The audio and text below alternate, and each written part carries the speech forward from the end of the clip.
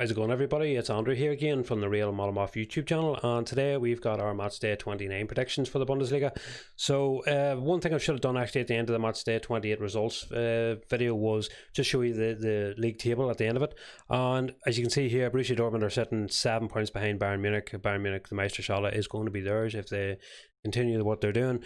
Borussia Dortmund, second in the league. RB Leipzig 2 points behind them. Borussia Mönchengladbach with a draw in midweek, and Bayer Leverkusen obviously with a defeat. These are the type of teams that from 5th to 1st are the type of teams I think that are going to qualify for the Champions League. I believe Wolfsburg are probably too far behind with nine points. Even if Leverkusen lost a couple of games, you've still got Gladbach and you've still got Leipzig in there who are main contenders.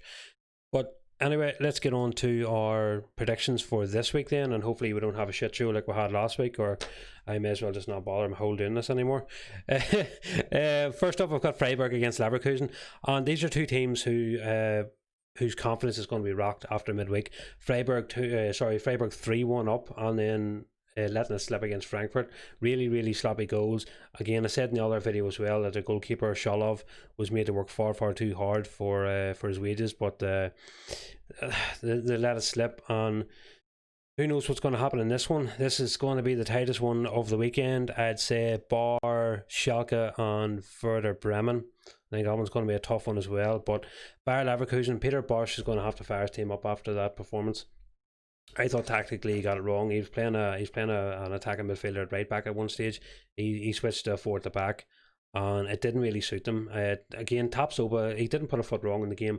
He was really unlucky actually to come out on a team that was on the losing side, so heavily beaten. And for Lucas Radetzky kept the score down. It could have been 6. It could have been 6 for Wolfsburg, and that's no word of a lie on that one.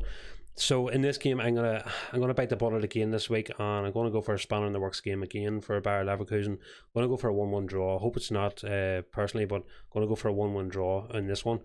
Next up, I've got Hertha Berlin against Augsburg. Now Hertha's last 5 games have been 2 wins and 3 draws, so they're on tremendous form. And whatever they're doing for Lapadea, whatever Lapadea wants them to do, he's getting it out of the players. He really is. Some smashing wins as well, and a couple of draws in there. Augsburg, they won their last away game 3-0 away to Schalke, and I just find that Hertha Berlin are in the ascendancy here, and you can't sort of go against their performances, and what you've seen for them. So they're doing a great job, and it's only 4 points separates these two teams. But I'm going to go for what I've got here: Hertha Berlin 2, Augsburg 0. I'm going to go for the home team in this one. Next game I've got is Mainz against Hoffenheim. Hoffenheim are pushing top 6 and Mainz are struggling. They're hovering above the relegation zone. Mainz actually lead the head-to-heads in this game in the last 2 games. Mainz actually lead it. I think it's 9 goals scored against 3 goals conceded. So Mainz have really hit the onion bag against Hoffenheim recently. Well, in the last 2 fixtures anyway. But Hoffenheim were convincing over Cologne. I mean, Baumgartner again. I mentioned him in the last video. Absolutely brilliant, simply fantastic, and 2 goals and an assist in that game as well. He was the man of the match, and I think that he's going to hopefully be behind another winning performance for them. So I've gone for a 3-1 to Hoffenheim. Going to go for a 3-1 to Hoffenheim. Sorry, I just had to close the screen there on my computer. Next up is Schalke against Werder Bremen, and Schalke have lost 6 of the last 7 games in all competitions, and we all know about them, and we all know about Werder Bremen too. Schalke are on a slippery slope. Where do they go from here? What do they do? Do they get rid of the manager, a la Premier League style, sacking coaches left, right and centre? Or do they hang on to David Wagner to the end of the season, consolidate all their debts into one low monthly payment? Or do they keep him? What happens? Werder Bremen, they have been in good form, a couple of draws, a bit of a mixed bag for them. But I just think Schalke have to win a game. The law of averages say that Schalke have to win a game at some point, and they scored during the week, and I think they're probably going to score against Werder Bremen, especially from set pieces. Bremen are so poor from set pieces. I'm going to go here for a Schalke 1-0 win. I'm going to go for a 1-0 win to Schalke. Another game I got coming up is Wolfsburg against Eintracht Frankfurt. This is another sort of difficult one to call as well, but there was a smashing away win for Wolfsburg against Bayer Leverkusen. We've talked about this. I don't want to go over too many more times or my hair will go grey completely. And Frankfurt, they earned a 3-3 draw against Freiburg. Again, we mentioned that earlier. And if you look at this here, the stats in this one are that Frankfurt they've got 44 goals this season. They've scored more goals than Wolfsburg, but they're lower down. They're 14th in the table. And I think actually a win for Wolfsburg will do them a world of good again. They have to build in the confidence. I said a couple of weeks ago they weren't a team that were able to put a couple of runs together in the Bundesliga. They were a mixed bag team: win, lose, draw, draw, win, lose, lose, lose, draw. And they actually haven't lost that many games when I look back on it. And I don't think they're going to lose this one. And I'm going to go for a Wolfsburg 2-1 win over Eintracht. Next game coming up on my list that I have is Bayern Munich against Dusseldorf. Straightforward, 4-0, Bayern Munich next. Next game is Gladbach against Union Berlin. Union have only one draw in 5 in all competitions, and Gladbach again, they've been a mixed bag as well. Beaten at home to Bayer Leverkusen, they beat Eintracht Frankfurt, and they drew during the week as well. And I just fully expect Gladbach to be too strong for Frankfurt here, or sorry, for Union Berlin here. I said during the week that I thought Alassane Playa and Marcus Thuram, that Werder Bremen wouldn't be able to contain them. I do think that Union Berlin won't be able to contain them as well. I'm going to go for a 2-0 win to Union Berlin. So that's 2-0 to Union Berlin. 8th game on this list is Paderborn against Borussia Dortmund. Borussia Dortmund, that was a bit of a rocker against Bayern Munich. You know, the scoreline didn't suggest that it was a thumping, but if you watch the game, which I did, tactically Borussia Dortmund got outplayed. Bayern just clipped the wings, kept them back, smothered them, didn't let them break, no chances, no counterattacks. I don't see Paderborn doing this, although I will say that there was a Friday night game.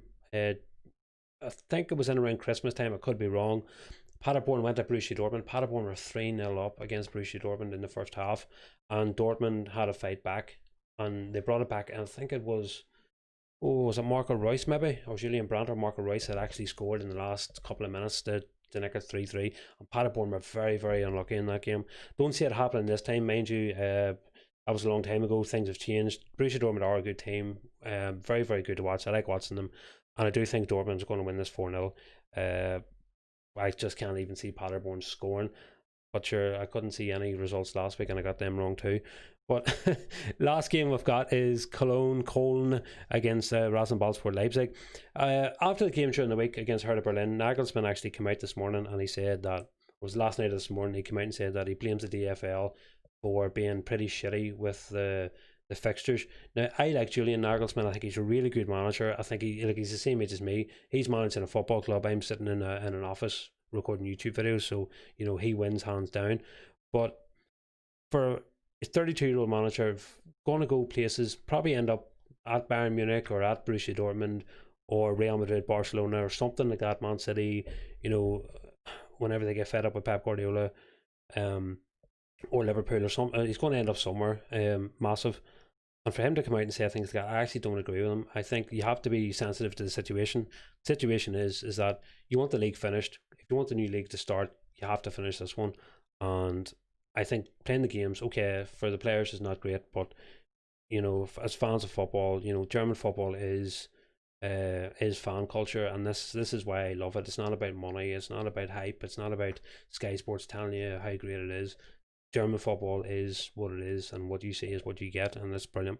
But anyway, I digress. I don't want to get into that. That's for another day. But last game I've got, as I say, is Cologne versus Leipzig. I'm going to go for a 3-1 to Leipzig. They're scoring goals left, right, and centre. They destroyed Mainz. They got 2 against Hertha Berlin. And I expect them just to be too strong for Cologne. I think the sheer weight of players that they have, with Marcel Sabitzer, Christopher Nkunku, Timo Werner, Patrick Schick, and what do you call that other Danish donkey, Olsen, who can't score. Do you think that they're too good for Leipzig, or Leipzig are too good for Cologne? So it's going to be a 3-1, and this is going to wrap up my video. But before I go, I did have a question sent to me by a friend of the show, Davey McCann. I did have a question, and he asked me about whether I thought that the lack of fans had influenced my predictions. And the lack of fans, I think, does play a small part, but it doesn't affect me in my predictions. you know, I think good teams are good and bad teams are bad, and form says a lot about teams. There is games where you know that the home crowd gets on the away team or gets on players, or the home team can get on the home players as well if they're not performing well, and it does have some sort of effect. I'd be a liar if I sat here and said it didn't have an effect, but it does have an effect. But in terms of my predictions, I'm going on the form, and I think as this, the Premier League's coming back on 17th of June. We've got the La Liga Santander starting as well. Are you really going to see smaller teams beating bigger teams? Probably not. Probably not. It's the quality of the football, it's the quality of the coaching, it's the quality of the tactics, it's the training, the dedication, the fitness regime, and the behind the scenes stuff too that really does go a long way to results. But fans do matter, and as I said, this is why I love German football. It is fan culture. But on that note, it's Thursday night. Going to get myself a beer.